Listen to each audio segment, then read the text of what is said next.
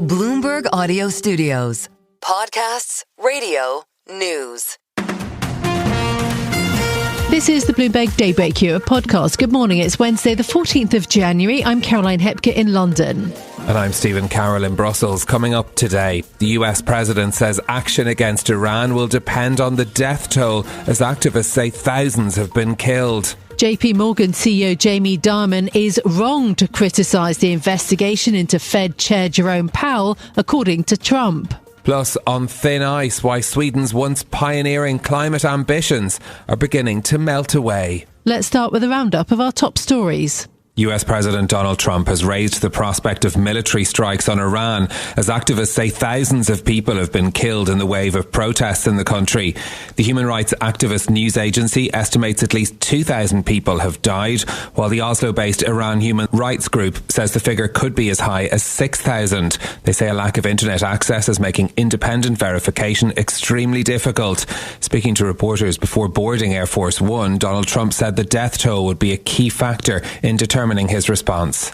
Iran is on my mind when I see the kind of death that is happening over there, we think. So we're going to get some accurate numbers. I'll have it in about 20 minutes. We'll get some accurate numbers as to what's happening with regard to the killing. The killing looks like it's significant, but we don't know yet for certain. I'll know within 20 minutes. So, and we'll act accordingly.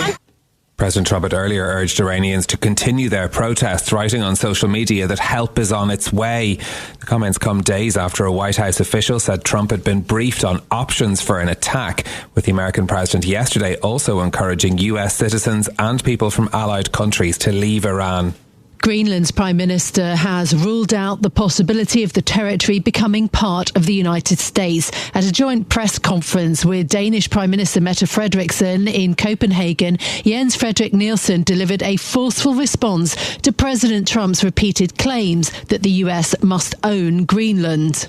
One thing that everyone must understand: Greenland will not be owned by the United States. Greenland will not be governed by the United States. Greenland will not be part of the United States. We choose the Greenland we know today, and which is part of the Kingdom of Denmark. Asked about those comments by Greenland's Prime Minister Jens Frederik Nielsen, the US president said, "I don't know who he is. I don't know anything about him, but that's going to be a big problem for him." The remarks come ahead of a high-stakes meeting in Washington later today between the Danish and Greenlandic foreign ministers and the US Secretary of State Marco Rubio and Vice President J.D. Vance. The head of America's largest bank has warned against undermining the Federal Reserve, earning him a rebuke from Donald Trump. JPMorgan Chase CEO Jamie Dimon told reporters after the bank's earnings that anything that chips away at the Fed's independence is, quote, probably not a great idea. The US president was asked about Dimon's comments. Yeah, I think it's fine what I'm doing. We have a bad Fed person. He was extended by Biden, and yeah, I think he's wrong. I think it's wrong. He's done a bad job. We should have lower rates. Jamie Dimon probably wants higher rates. Maybe he makes more money that way. The Trump administration last week threatened criminal charges against the Fed and has sought to remove members of the Monetary Policy Committee, including Lisa Cook. The comments come as silver broke above $90 an ounce for the first time, and gold flirted with another record high as attacks on the Federal Reserve and a tense geopolitical backdrop added impetus to a rally in precious metals. China's trade surplus hit a new record last year, seemingly unfazed by the US trade war. The world's second largest economy took in a net $1.2 trillion from trade in 2025. Data for last month showed exports rising by 6.6%, more than double the median economist estimate. But booming trade underlines the rift between China's manufacturing power and its stubbornly weak domestic economy. The UK and the European Union should step up their financial ties in order to boost both economies. That's according to the City of London's governing body, which says closer cooperation will be good for business. Bloomberg's Tiwa Adebayo has more. Nearly a decade on from the country's defining EU referendum, UK Prime Minister Keir Starmer is courting closer alignment with the European single market. The Premier's desire to soften the Brexit deal comes after London's financial hub says it's time to get serious about protecting EU links. Research from the City of London Corporation and think tank New Financial is warning that the bloc's new capital requirements directive could stifle investment from London if changes aren't made. But forging links could be complicated now British regulators have had the flexibility to rewrite old EU rules on issues like bonus deferrals and investor documents. Trade bodies who spoke to Bloomberg say they support closer alignment with the region, but also value the UK's regulatory independence. In London, Tiwa Adebayo, Bloomberg Radio. Sticking to the UK, as many as 200,000 homes could face a new tax on properties worth more than £2 million. That's according to Jonathan Russell, CEO of the government body responsible for valuing homes, who says that most affected residences are in London and the South East. Speaking to Parliament's Treasury Committee yesterday, Russell said that the Valuation Office agency will assess homes starting at £1.5 million to ensure that none that should fall under the levy are overlooked.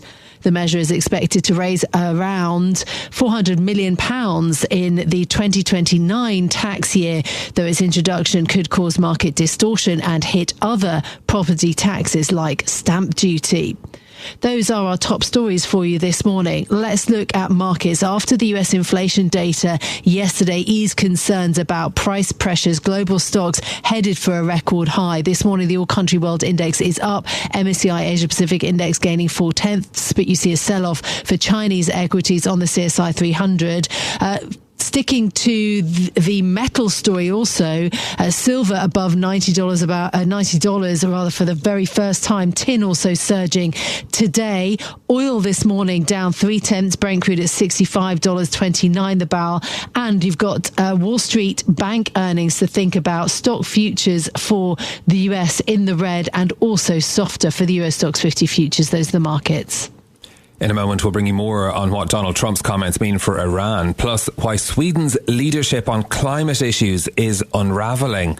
But another story that caught our eye this morning, in case you're wavering on your New Year's resolutions, it is, after all, the 14th of January. So you might have given up already, frankly, at this stage. You might, though, be looking for some inspiration about what habits you can keep might be still usable. Kate Crater has been speaking to a whole host of CEOs about their best lessons from the New Year's resolutions they did manage to keep. The likes of CEO of Chase Travel, Jason Wynn, saying that he focuses on small daily habits that feel approachable, although this is quickly followed by saying that he likes cold plunges, which I'm not sure really qualifies as approachable or small daily habits. But he also talks about even if you can't do that, to do short walks or meditations. Consistency and manageability are the things that he talks about too. And another CEO that Kate spoke to, Tony Callan of Nasdaq Private Market, talked about making time for his charity work.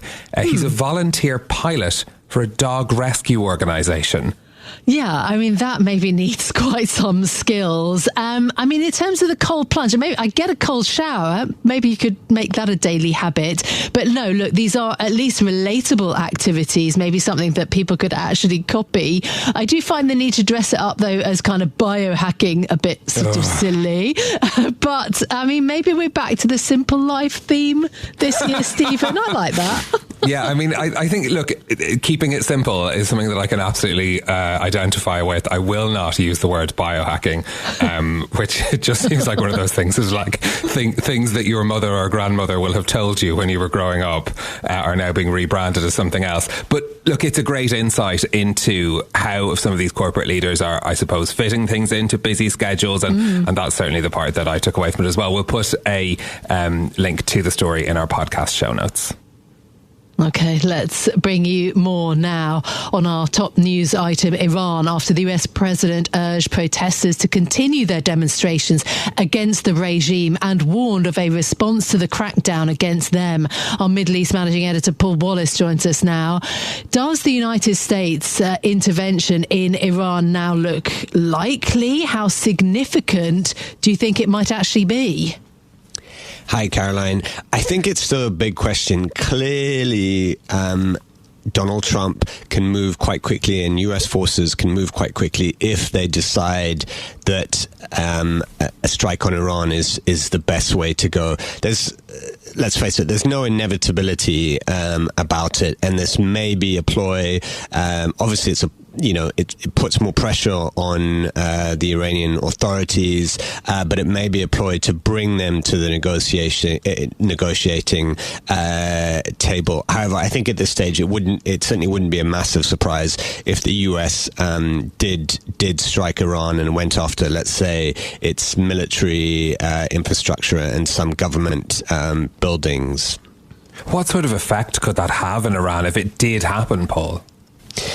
Well, this is what's making a lot of people who broadly support the protesters quite nervous. There is a chance that it does the opposite of what Trump wants, which is to galvanize the protesters, and ultimately, I think he's made pretty clear he wants regime change. He wants a new system of government and the end of the Islamic Republic in Iran. But there is a chance that strikes on the country lead to some kind of surge in nationalism, similar to what we saw in June when Israel and the US attacked Iranian sites. So it's actually quite difficult to see how exactly military strikes from the US would boost the protest movement, beyond that they would just put even more pressure on the Iranian government and perhaps force it to make some concessions. But the problem is, one complicating factor is that the protest movement is now openly beyond economic, beyond complaints about the economic situation in Iran and rampant inflation of 50% or more and a tumbling currency and all this. Many protesters are now wanting a change in government. So I think a lot of them would not accept sort of piecemeal changes from the government that basically leaves the exact same system in place. Yeah, indeed. And there is now a lot of footage emerging of those who've been killed during these protests too. Watching that overnight. Paul, thank you for being with us. Our Middle East Managing Editor, Paul Wallace, on Iran. Stay with us. More from Bloomberg Daybreak Europe coming up after this. Now to Sweden, where once pioneering green ambitions are unravelling, part of a wider pushback in Europe against environmental initiatives, spurred on in part by Donald Trump's anti-green agenda. Joining us now for more from Stockholm is Bloomberg's Charlie Duxbury. Charlie, good morning. Why are Sweden's green industrial revolution plans deflating? Good morning. Well, I guess if we go back about sort of 10 years, Sweden stood out as a leader on sort of green ambition in Europe. Its government contained the Green Party, who were pretty vocal on the subject. You had very ambitious industrial projects in the north of the country emerging, including what was hoped would be sort of Europe's leading battery producer. Then sort of over the years which followed, the battery producer itself, Northvolt, hit sort of financial troubles. It sort of struggled to produce the products on time. It ultimately wound up sort of going bankrupt. At the same time, a sort of a big green steel producer, which was hoped would also be a kind of standard bearer for Sweden, also sort of a struggle to get off the ground. And then at the same time, you've had kind of a sort of a shift, a bit like elsewhere in Europe on the political front. You've had sort of parties coming into power who were less interested in sort of leading the way on green initiatives and a bit more interested in sort of being cautious on fiscal policy and a bit more sort of mindful of cost of living pressures on voters. And so you've gone from a situation where you had sort of Greta Thunberg, who's obviously a very famous Swedish climate protester who was garnering a lot of sort of praise and creating a lot of energy in Sweden, to sort of, that energy's kind of drained out of the debate here. Yeah, which is, interesting, given that Sweden was in a very strong position, some might argue, to be able to deliver on those green ambitions. How do you think this is also part, though, of the broader backsliding on this issue in Europe? Yeah, I guess, Sweden's very much part of a wider European trend. You sort of go back 5 years, you had the Green Deal in Europe, which was really a defining policy of the previous term of European Commission President von der Leyen, where, it was seen as a way to both sort of fight climate change, but also create new jobs, well-paying jobs in Europe when they were desperately needed. And so where Sweden kind of fits into that trend quite nicely, but it stood out as a very much a leader in that area, and and that's the change that we've seen. That's not really where Sweden is today. This is Bloomberg Daybreak Europe, your morning brief on the stories making news from London to Wall Street and beyond. Look for us on your podcast feed every morning on Apple, Spotify and anywhere else you get your podcasts. You can also listen live each morning on London DAB Radio, the Bloomberg Business app and Bloomberg.com. Our flagship New York station is also available on your Amazon Alexa devices. Just say, Alexa, play Bloomberg 1130. I'm Caroline Hepker. And I'm Stephen Carroll. Join us again tomorrow morning for all the news you need to start your day, right here on Bloomberg Daybreak Europe.